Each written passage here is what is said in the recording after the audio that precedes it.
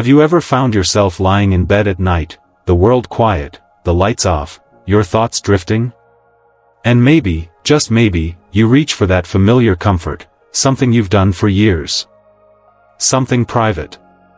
Something that's always just been yours. And then the thought creeps in. Is this still okay? At my age? Is this doing something to my heart? My joints? My mind? Should I feel guilty, or grateful? You wouldn't be the first person to wonder. You see, as we get older, we start to question everything we once took for granted, how we eat, how we move, how we rest. But when it comes to sexuality, especially solo pleasure, it's often swept under the rug, like it's some dirty little secret we should have left behind in our younger years. But why? Why should something that once brought us peace, joy, relief, or even just a good night's sleep, suddenly become taboo, just because we've got more candles on the cake? In our golden years, everything changes. Our bodies shift. Our relationships evolve. Our sense of touch may fade a little, or maybe it becomes even more precious. But what doesn't change is this simple truth: your need for connection, comfort, and yes, even pleasure, is still valid. It's still real. And it still matters. That's why we're talking about it today.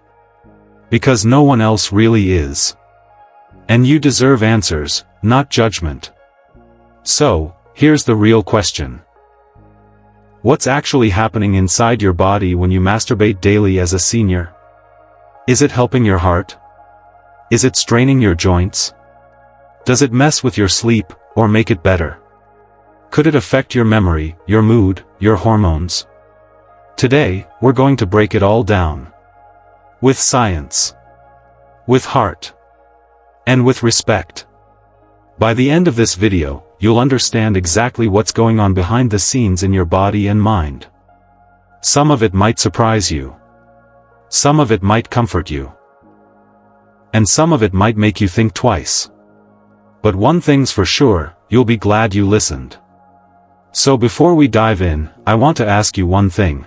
Comment, still curious, below if you believe your sexual health is just as important today as it was decades ago. Because it is. And while you're here, don't forget to subscribe to Elderly Wisdom Guide, your trusted place for honest, respectful insight into senior health, happiness, and everything in between. Now, let's begin. Picture this with me for a moment. There's a man named Harold. He's 74. Widowed for nearly a decade. His days are quiet, filled with crossword puzzles, a little TV, a lot of silence. Emotionally, he floats through the week, feeling distant, a little foggy, not quite himself. Nothing's really wrong, but nothing feels quite right either. Then one night, as he's getting ready for bed, he reaches for something familiar. A simple act of self-pleasure he hasn't really thought about in months. No shame. No pressure. Just comfort. The next morning, Harold wakes up a bit more rested. He feels lighter. Not dramatically, but enough to notice. His coffee tastes better. The birdsong outside his window feels more alive. He feels a little more like himself again. Coincidence? Not quite. You see, when you masturbate, even in your 60s, 70s, or 80s, your body still responds. It may not look or feel exactly the same as it did decades ago, but something very real is happening inside you.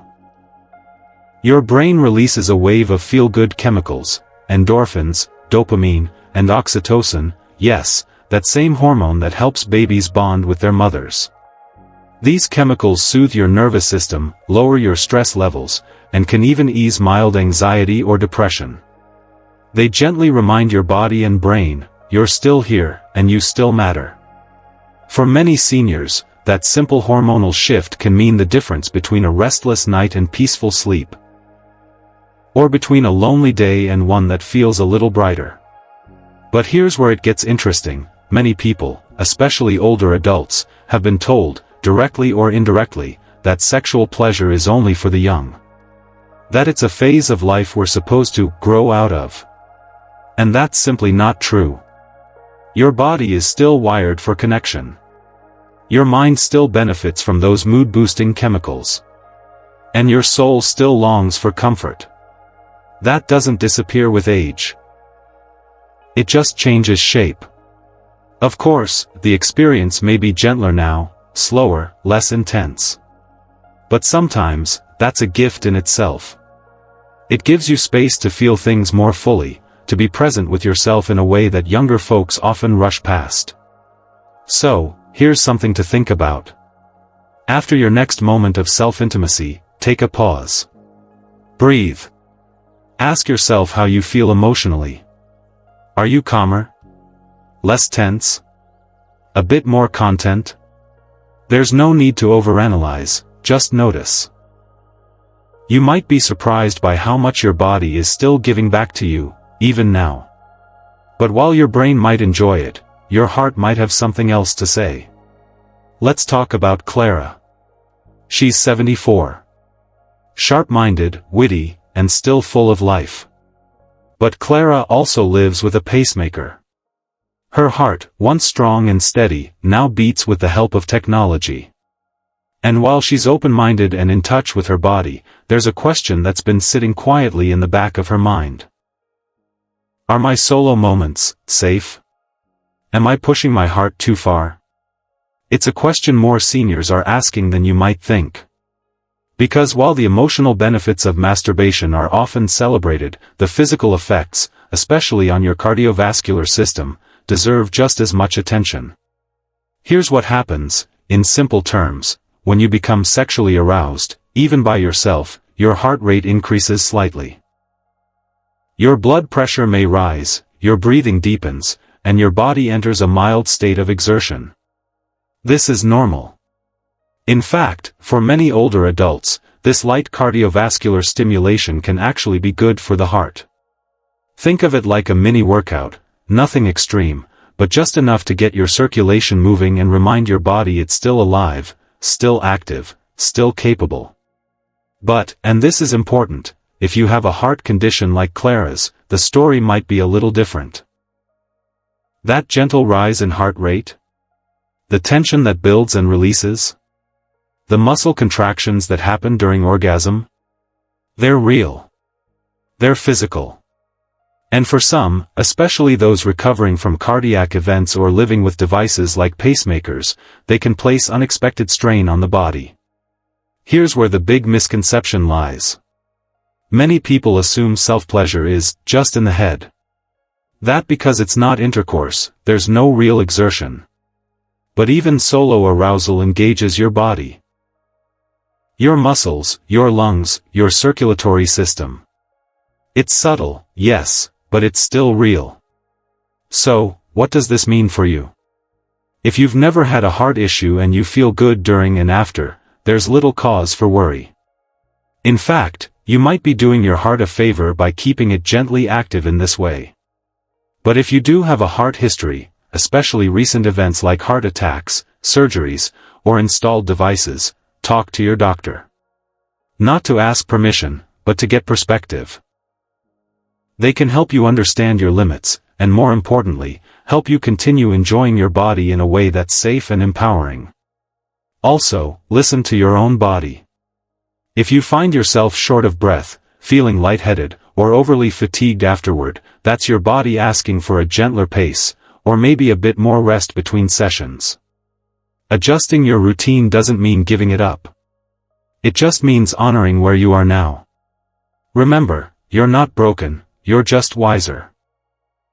And sometimes being wise means knowing when to slow down, and when to seek guidance. But your heart isn't the only part of you that responds. Now, let's turn to what many believe is your most powerful organ of all, your brain. Let's talk about Eugene. He's 69. Retired, a bit of a bookworm, and the kind of guy who still writes grocery lists with a sharpened pencil. Eugene's always been in tune with his mind. He notices when he feels foggy, when his thoughts move slow, or when he just can't seem to focus like he used to. But something's caught his attention lately.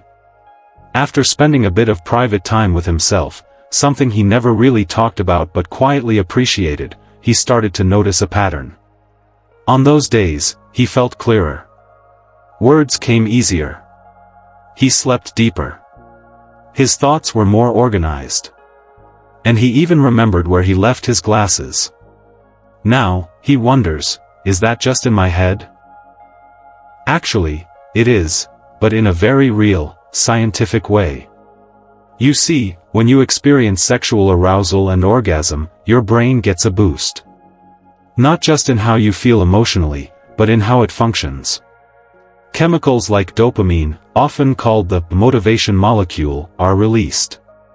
This not only lifts your mood but may also sharpen your attention, improve memory, and even help regulate your sleep cycles, which is key to mental clarity in older age. Some research also suggests that regular sexual activity, including solo sessions, can promote neuroplasticity. That's your brain's ability to form new connections, adapt, and stay sharp over time. Think about that. While puzzles, reading, and exercise often get the spotlight when we talk about brain health, intimacy with yourself, quiet, safe, and personal, might be just as valuable. But here's where many people get it wrong. They assume that once you reach a certain age, the brain no longer responds to sexual stimulation. That the chemistry somehow retires, just like you did. Not true. Your brain doesn't stop responding. Your neurons still fire. Your feel-good hormones still flow. And your mind, when given that burst of pleasure and relaxation, still reaps the rewards. So, if you're someone like Eugene, someone who feels just a bit more you after some time alone, you're not imagining it. Your body and brain are working together, reminding you that you're alive, you're whole, and you're still capable of joy. That doesn't mean everyone will feel it the same way. And it's not about chasing perfection or expecting magic every time. It's about noticing what supports your clarity, your peace of mind, your confidence. And giving yourself permission to lean into that without guilt or shame. Because your mental health is just as sacred now as it ever was. Still, it's not all benefits. There's another side to consider. Let's talk about something most folks don't think about until it starts to hurt, your muscles and joints. Now let's meet Sylvia. She's 76, full of grace and quiet humor. She lives alone, enjoys tending to her indoor plants, and every Thursday afternoon, she watches her favorite old films. But she also lives with arthritis, mostly in her hands and wrists. Some days are better than others, but she's learned how to manage the aches and keep moving gently. Recently though, she noticed something new. After a private moment, something she's always considered healthy and comforting, her wrists felt sore. Not the usual ache from opening a jar or folding laundry, this was different. More like a dull, lingering strain.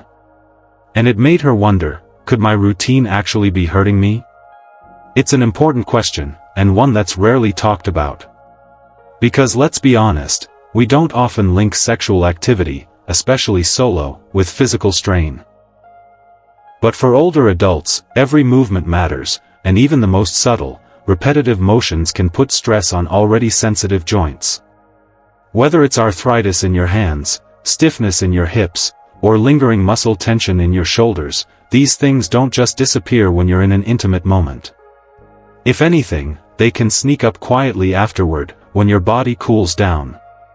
Here's what happens: repetitive movements, whether with the hands, arms, legs, or core, can irritate inflamed joints. For someone with arthritis or reduced muscle flexibility, that small, repetitive effort adds up.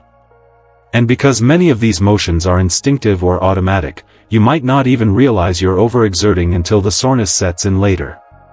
Now, this doesn't mean you need to stop. Not at all. But it does mean you need to adapt, to honor where your body is today, not where it used to be 20 or 30 years ago. There are simple things you can do. Use supportive pillows or cushions to reduce strain on your wrists or lower back. Try different positions that allow your body to stay relaxed rather than tensed. And if you find yourself feeling sore afterward, that's your cue, take a break. Your body's not punishing you, it's communicating with you. Remember, this is your time. It's not about performance or expectation. It's about comfort, connection, and care, starting with yourself. And most importantly, don't let the idea of adapting your routine make you feel less whole. If anything, knowing how to care for your changing body is one of the most powerful forms of self-respect you can practice. But let's be real, sometimes, the physical part isn't the hardest part. There's something deeper that weighs even heavier for many. Let's gently move into one of the most tender, and often unspoken, areas of this conversation, emotional and spiritual conflict. It doesn't show up in blood tests or X-rays, but sits heavy in the heart.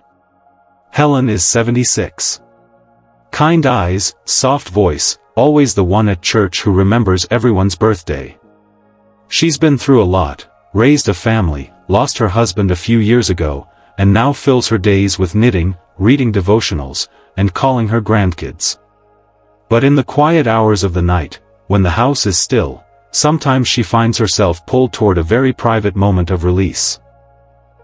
And even though her body welcomes the comfort, her mind whispers old messages, ones she's carried since childhood. This is wrong.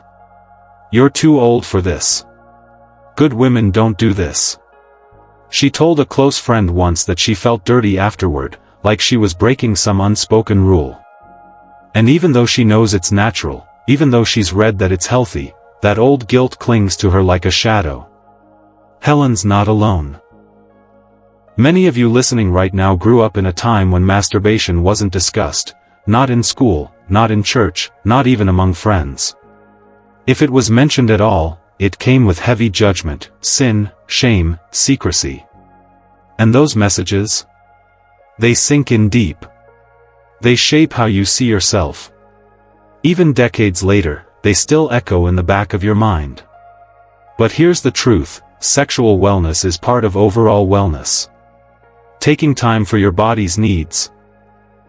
Whether it's stretching, resting, eating well, or yes, touching yourself, is not a betrayal of your values.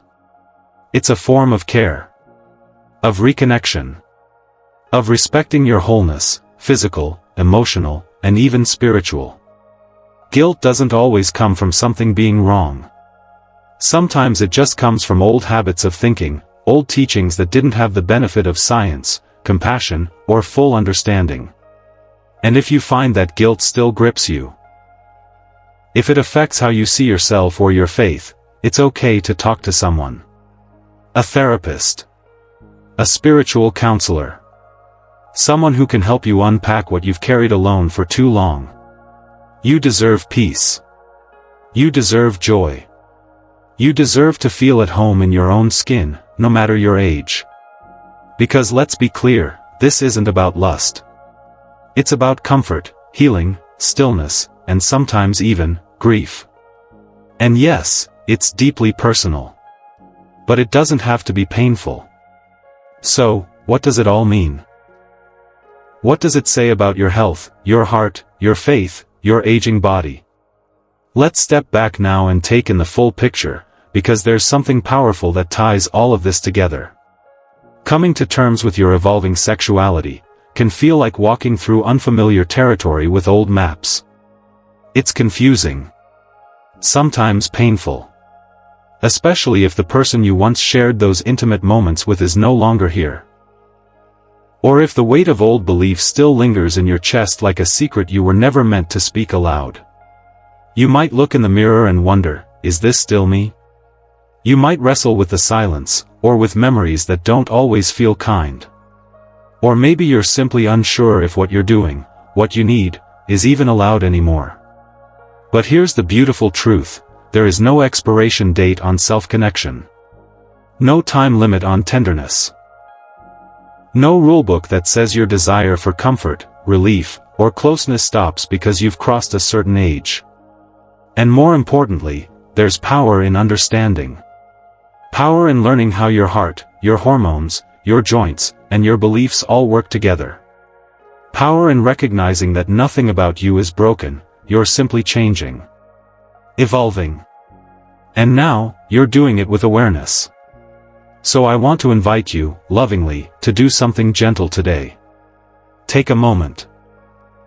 Reflect on your routine, your body's needs, your emotions afterward. Ask yourself, is this helping me feel whole? Do I feel peace after, or discomfort? And whatever your answer is, meet it with compassion, not criticism. If something needs to shift, shift it. But not out of shame. Out of care. Because this isn't about being right or wrong. It's about being kind to yourself. And please, hear me when I say this, you're not alone. You are not strange. You are not weak. You are not wrong for wanting to feel held. Safe. Soothed. Alive. There's no age limit on that. There's no shame in loving yourself through all the seasons of your life, including this one.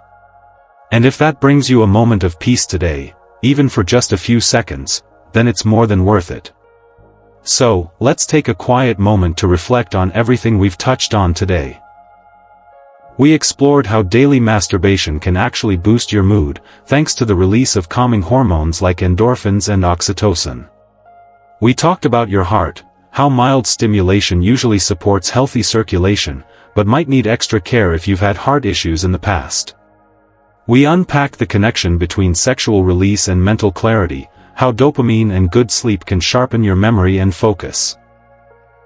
Then we looked at the physical strain some seniors might experience, especially with arthritis or limited mobility, things we don't usually associate with such a private act. And finally, we went into something deeply personal, emotional well-being and guilt, how decades of shame or outdated beliefs can shape the way we feel long after the moment has passed. These aren't just facts. These are lived experiences. Your experiences. And the more we talk about them, openly, respectfully, the less isolated we all feel. So, let me ask you this. Have you noticed any changes in your body, your energy, or your emotions that seem connected to your solo habits as you've gotten older? Do you feel comfort, guilt, maybe a mix of both? Drop a comment below. I truly want to hear your thoughts, because the conversation doesn't end when the video fades. It continues with you. And if today's video opened your eyes, or gave you peace, or simply made you feel seen, then I invite you to subscribe to Elderly Wisdom Guide. Here, we talk honestly about the things that matter, not just aches and medications, but identity, intimacy, dignity. Because your health isn't just about your heart rate or your cholesterol. It's about feeling whole. Feeling respected. Feeling human. So go ahead and click that subscribe button if you're ready to keep walking this journey with us, with wisdom, with grace, and with community. Thank you for spending this time with me. Stay informed. Stay empowered. And above all, stay kind to yourself. Until next time, this is Elderly Wisdom Guide, wishing you peace and good health.